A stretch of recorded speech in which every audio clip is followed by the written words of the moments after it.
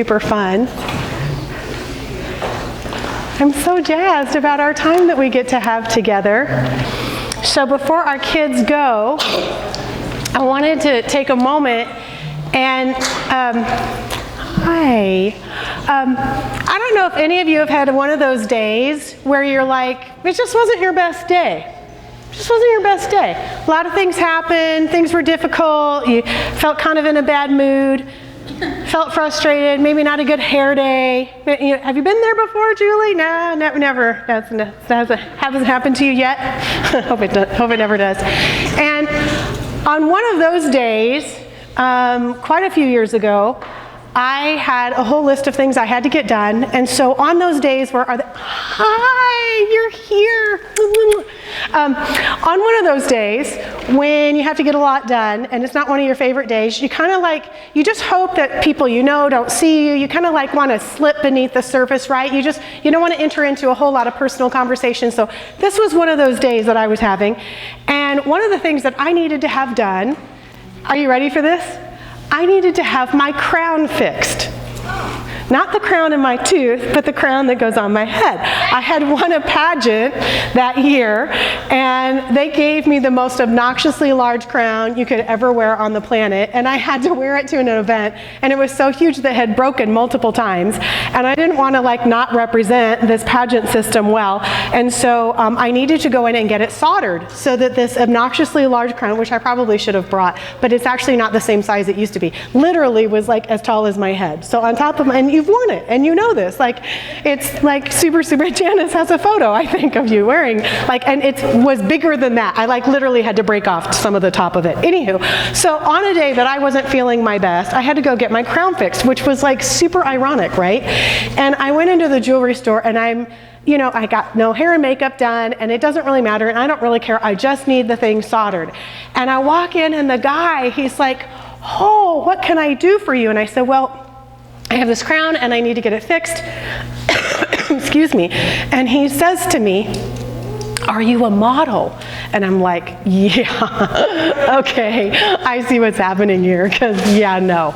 And that was sounded amazing. Is it okay? Everything's okay. So I'm thinking like he's kind of creepy. And because, nobody's, going to be thinking model-like ideas on a day like today in the way that I felt about myself. And I said, well, I just kind of had to get this crown fixed. I didn't even want him to know that it was mine.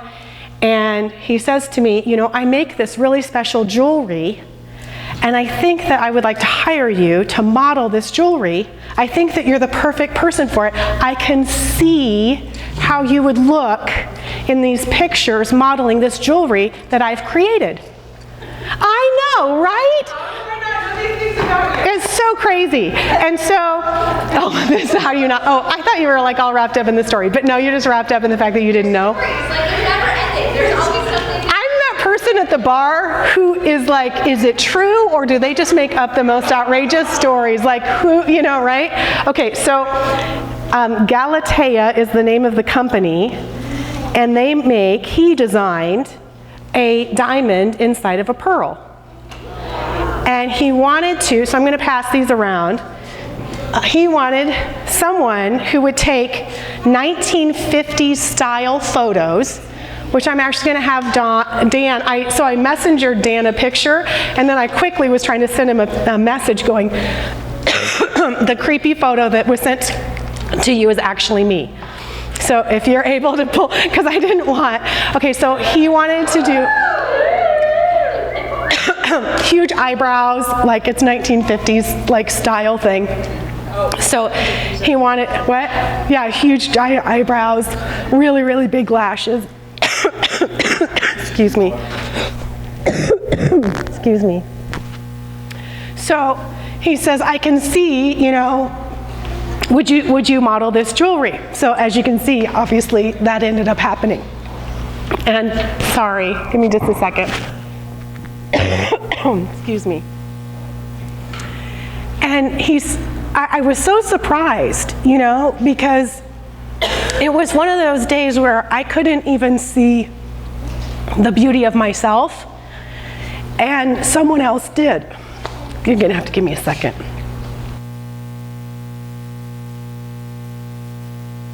this week because it actually relates to this. No, I'm not going to show that on anything being recorded at this point in time.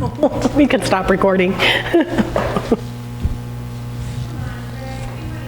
I cannot. If the recorder's turned off, I will, but I will not share it on recorded. Turn it off for a second. Get it off. So just pause it. Is that okay, or does that wreck it? Put it down. Get the gun and shoot it with the pistol. Okay. Go ahead. It's off.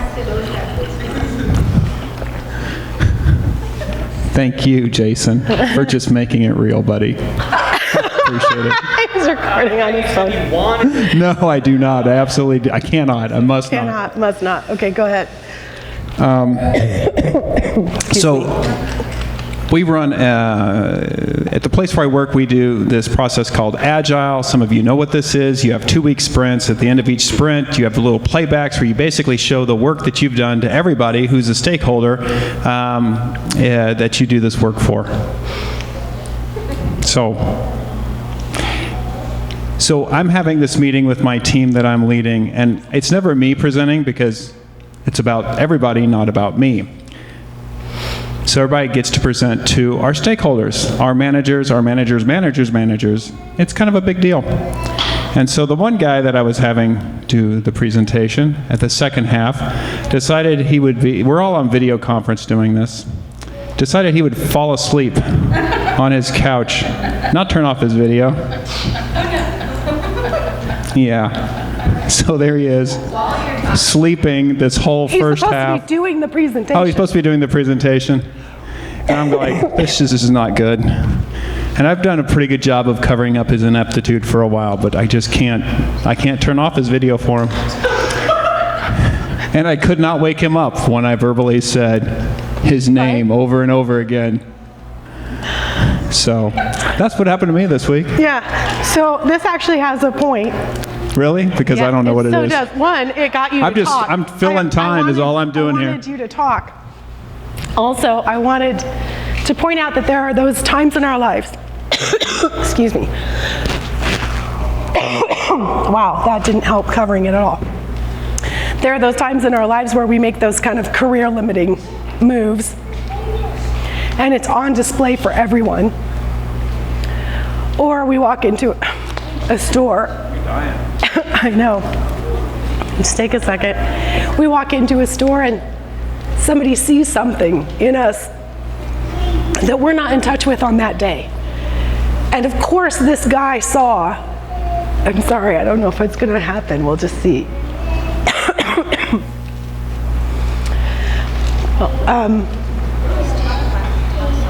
What? Put your microphone up higher. Really close? Okay. Yeah, I so love a peppermint. Thanks. Yay. Oh, awesome. Did you bring one for everybody? Oh, they were from We ran out. We're out. So,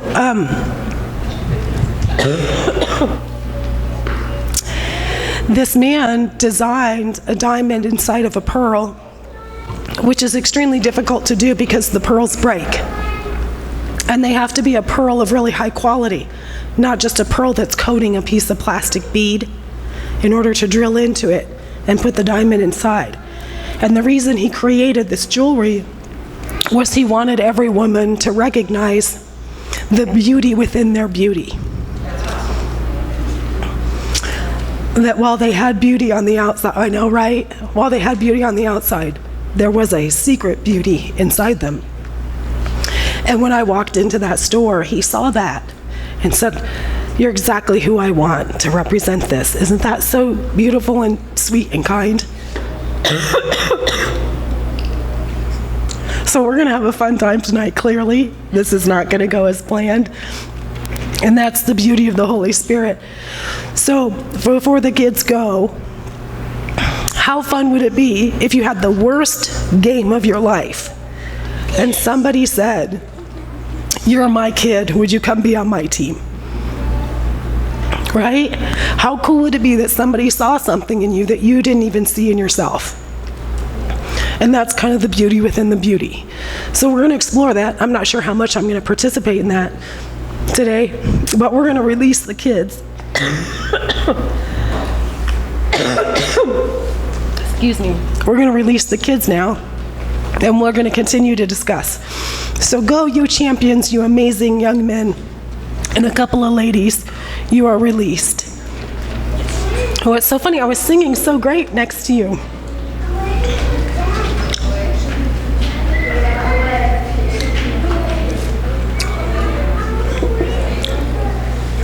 So it's so funny, when I was in the photo shoot, this beautiful man says to me, because I don't have any idea, I mean, I don't typically get that heavily made up, and I don't do these giant dramatic eyebrows, Joan Crawford eyebrows and whatnot, but he wanted this certain 1950s nostalgia, and he said it looks exactly the way that I wanted it to.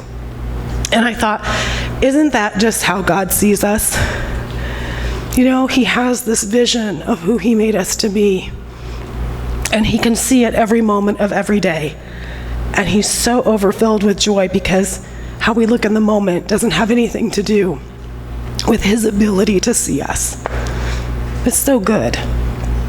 So we're going to take a moment and have people share, because we typically start with that, about what it is that you feel like God's doing in your life this week. And then, did anybody practice centered prayer this last week? Anyone? It's okay if you didn't. Everyone's giving me that look like, oh, you did? So if anyone wants to comment on that experience, and so we're just going to share. Yeah. So I totally practiced centered prayer because I woke up at, like 3 in the morning one day, and excuse my walking around, and I couldn't go to sleep, and Andrew was like, yeah, it makes you go to sleep, so it makes you sit up. So I was like, well, if it makes you go to sleep, then, then I'll practice, but I'll practice lying down, and it totally let me go to sleep. It was awesome. Yeah, that kind of wasn't the purpose. But then I woke up the next morning and practiced it again, and that was really fun, and I didn't fall asleep. Okay. So, yeah, that's my story. They had it. That's cool, Jocelyn. Anybody else want to share about what they experienced in centered prayer?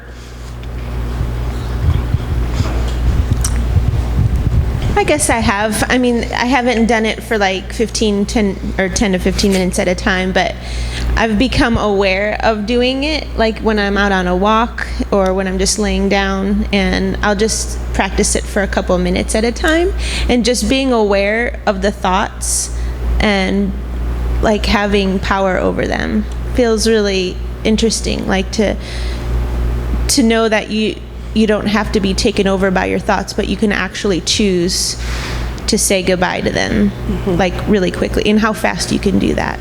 So Was that surprising how quickly you could release things and actually have them be released? Yeah. I mean, in that moment? Really so cool. It was an interesting practice, and for a couple minutes at a time, starting out was okay. Didn't feel like overwhelming. Like I need 15 minutes of this. It was just, I'm going to just be aware for as long as I can. So That's fun. yeah.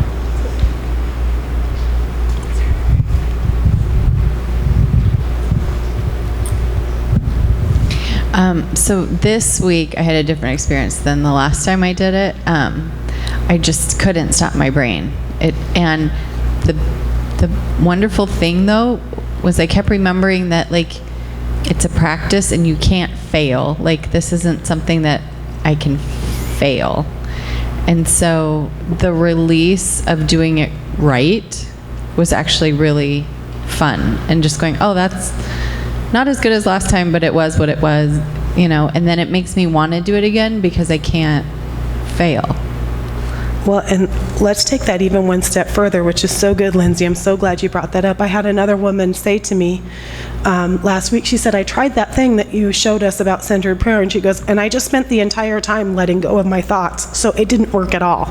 So, Greg, if you come up and write on the board, remember, there's many different types of meditation.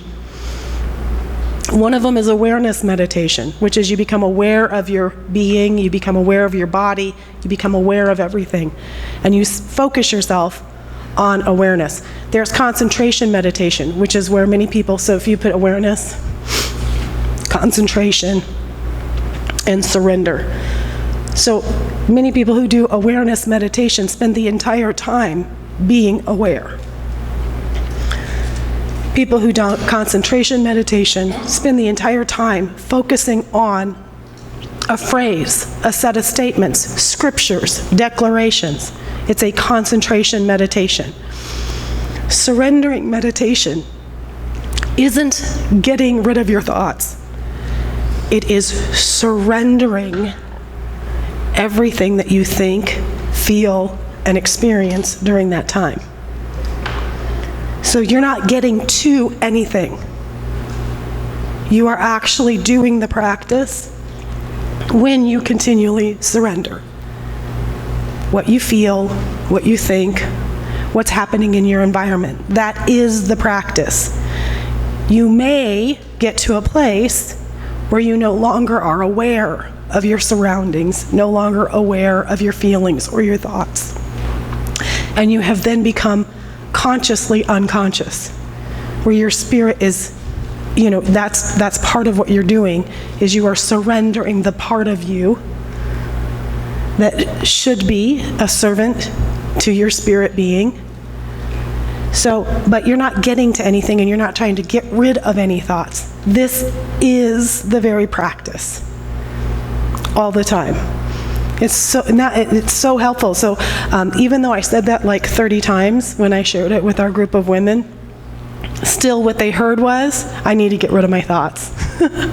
It's almost like we're so hardwired into the outcome of things as Americans that we can't hardly even really hear it the first to 10th time that this is it. This is the entire point. So, super fun. Who else? Thoughts, comments on that, and then also anyone else who wants to share. I just was, this week, I ride my bicycle in the morning before I go to work, and that's kind of my meditation time as I ride my bicycle. And so the first thing that happens is I just kind of become aware, and a lot of times I don't even know that it's happening. It just sort of starts happening. And this week, while I was doing this, I suddenly realized that I had joy, which was great. I was like, oh, I feel joyful. Oh my gosh, how did that happen? And I started to try to follow it back to how it happened, and I had no idea how it happened, and so I just became really aware of the fact that I had joy and just how it felt in my body and what it was doing to my thinking, and how it was just like sinking into it, just sinking into it and enjoying it. And then it was like the Lord just started speaking to me about, do you remember where you were a year ago? And just a year ago, it was like the first week of June was when I first came here. And I think one of the very first things I ever shared was about the fact that I was severely disillusioned. And he had given he had given me all the, I had known, in fact, I'd been musing over all these D words like dismay and despair and disillusioned and discouraged and depressed, all the D words that were super overwhelming to me at that time. And it was like the Lord just said, are those your experience now? Is that where you are? Do you feel that now? And I'm like, oh my gosh, I literally don't have those. It's like they're just gone. I don't even know how they left. I didn't try to surrender them. They just went away. And in place of it, I sensed, it was like the Lord had to wake me up to the fact that I could actually feel joy. Because I'd been just kind of feeling nothing for a long time. And it was like, it's not the D words, and it's not nothing, but it's actually a deep, abiding, grounded contentment that has this bubble of joy in it. And it's like, wow, I don't even know how it happened, but thank you, Lord. That's beautiful. That's incredible. Yeah. Who else has a thought or a comment or something God's doing that they want to share?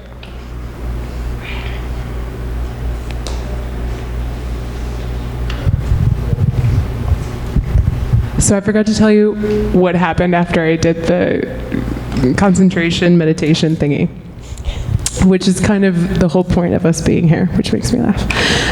So this week was my concert for my kiddos, and normally I have a lot of anxiety and anxiousness and just stress built up over this week.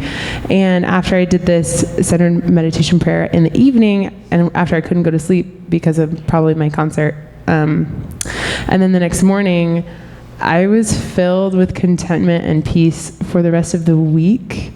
Like, that was crazy. And even the day of my concert, I arrived 15 minutes to 20 minutes late to the venue, and I was still content and still like had this good weight to my body that I could continue to be peaceful even in the midst of a time that is traditionally upsetting. And it started in those moments of releasing things. And that was really cool.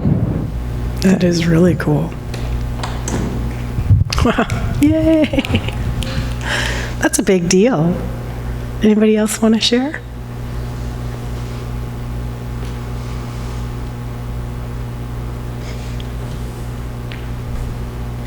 It doesn't have to be on meditation. It can be on anything that you feel like God's doing. So you guys know that my sister and her family was in town, and when we were driving and talking this week, we watched a TED Talk. I love TED Talks. So you guys love them? I just so love them. And it was a new one to me, and the gal was talking about some research that they had been doing, which don't ask my PhD psychology husband about all of this research, but it just is what it is. We're just going to take it on surface value for the purposes of conversation today, okay? Just, okay. So they were doing a longevity study, or had done a longevity study, which is what are the factors that make people live the longest, which I'm not sure if that's actually what our goal is, but you're hoping that if you're living longer, you're also living a more quality life and not just a longer life. And so over this very long period of time in assessing the factors that create longevity in people's lives, of course health came up, of course smoking came up, of course weight came up, of course many different things came up, but the thing that surprised them the most was the number one factor that they determined the people's longevity. Anybody want to guess what it is? I might even give $10 to someone who guesses it right. If you haven't already seen it. Okay, Ava, do you want to give her the mic? I love that you're right in there with it. I have two. It's either belief in God. Excellent. Or relationships with someone. Relationships with someone. If you want to live longer, you probably have a better chance to. That's excellent. You are so close on one of yours. I'm not going to say which one. Anyone want to also? Okay. Heather has a guess. I'm just going to go with contentment. Contentment. Excellent. I would. Yep, satisfaction. That's my word. I have a necklace with that word stamped on it. Ding, ding, ding, ding. Satisfaction. Excellent. Okay, anyone else? Just a belief system, not particularly. Hang on one second. We're going to grab a mic for you so that not just people here can hear, but maybe just a belief system, not particularly in anything like one thing, but just some kind of a belief system. Excellent. Excellent. Not right. Maybe but belonging or connection. Belonging or connection. Okay. Contentment with their lot in life. Okay, contentment. Contentment. Excellent. Lack of hair. Lack of hair. Being married. Super true for men, by the way. Longevity for men, being married. Don't know what that's all about. She says because their wives make them go to the doctor. That's hilarious. Right? Okay, anyone else want to weigh in on this? It totally shocked me. So you'll have to look up the TED Talk. But essentially, I'm summarizing some very scientific things. But they said, they believed, according to this particular study, The thing that made people live the longest were those people that had a certain quality, and that quality was a genuine interest in people not like themselves. People who will just talk to people at a gas station or on an airplane this is me. I am so gonna live so long. In fact, Greg used to say to me, because I would go, people would ask me for like pillows on airplanes back when they did that. They'd ask me for blankets, and I always had people asking me for stuff whenever I flew. And I'm like, I'm not even dressed nice, and people would ask me. And I said to Greg, I'm like, why do people do this? And he says, eye contact. Don't have eye contact. I learned this. He goes, you look at people, you smile, you act helpful. He goes, no eye contact. I flew 4 planes a week for 3 years straight. You learn about eye contact. The little kid in front of you that's turning around to stare at you on the plane for 4 hours, don't look at him, ever. This is how you escape. This is how you escape all having to entertain somebody else's child for 4 all contact, yep. Mm-hmm. Don't look at them. Always bring a book, I heard. Yep. Even if you're not going to read it, so that nobody will talk to you. Yep. And he marries me. Opposites. Totally opposite. I was really good at that. Yeah, you were super good at that. So they're talking about, isn't that a strange quality that helps people live long, is a genuine interest in other people not like themselves? But I'm just going to now read into this and make up my own theory. Okay? Super unscientific happening right now. Okay, just so, this is the boundary of super unscientific. Why would we start now? Here's the, why would we stop now? This is the difference between the PhD and the doctorate. That's right here, happening, right here. No research, just make stuff up. Okay, so, I think that part of the beauty of this particular quality that people have, which is a genuine interest in people not like themselves, is the ability to find the diamond in the pearl. The ability to find and value what is valuable in somebody, even if it's hidden, even if it's difficult to find. That desire, that joy, that willingness to take time out of your day to enjoy somebody who's maybe not that enjoyable to many people, is this amazing quality that I think affects perhaps your physical and emotional, financial being, that affects so many other things. And isn't that so true in life? Like, I think the Lord even said, the pearl of great price that's worth selling everything for, right? If you found this pearl of great price, you would bury it in a field, sell everything you owned so that you could buy the field, and that pearl was what? Come on.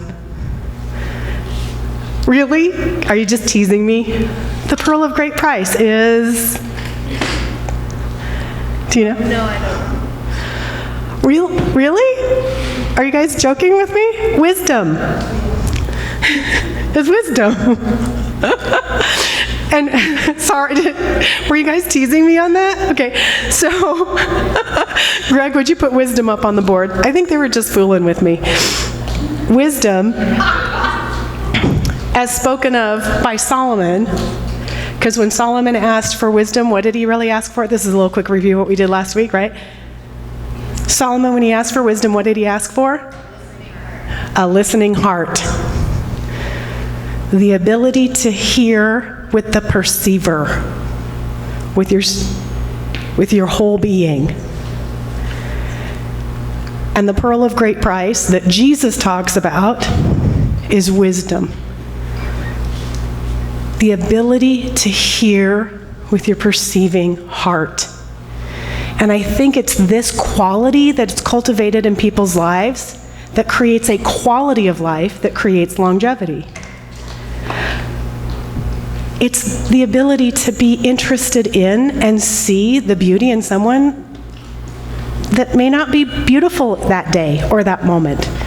And that's actually, I think, what we're practicing. CJ, that's what we're practicing every single week here, is we are learning, not because we're not super beautiful, because by the way, we are really a beautiful group of people, in my opinion.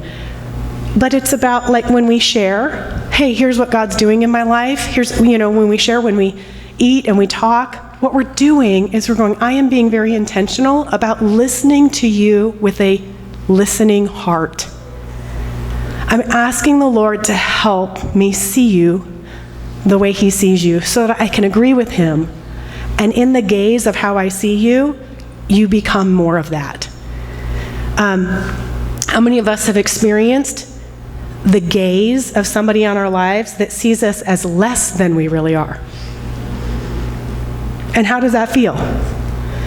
And doesn't it just cause us to become stupider, meaner, harsher, more angry, less capable? When somebody sees us in a certain light, don't we find ourselves behaving that way? And then how shocking is it when we have that teacher or that professor or that coach who sees something amazing in us, and don't we become more the way they see us, even if it surprises us? How many of us had a teacher or professor or coach like that? Let's just throw out a few names of the amazing people who saw the diamond in the pearl. So throw out a few. The names. Just throw out the name of the person. Dad. Smith. Yay. Okay. Anyone else? Your drama coach. Perfect. Who else? Who? Mr. Dean for both of you? How cool is that? Yay. Okay. Mrs. Hendricks. Super cool. Who else? Who? Judy. Right? There is this magical thing that when someone in partnership with God sees you the way God sees you, it helps manifest it in you. And that is such a huge part of why we're even gathering in this space. It's not about teaching, because that's ridiculous. It's not about great messages that get you all fired up and lit up. I'm sorry, if you thought you were here for that, that's a big letdown, because that's not going to happen. Because none of us need to be taught more, right? We have access now to all the information in all the world. You can travel to or click on your computer and access all information, all teaching. You can learn almost every skill if you want to in an educational or a non-educational environment. None of us are lacking in education. None of us are lacking teaching. What we're lacking, I believe, is wisdom. The ability to see ourselves and see each other the way God sees us, to see the diamond in the pearl. So I would like to give just, where are we at? Okay, maybe one example, and then let's do a practice, okay? So,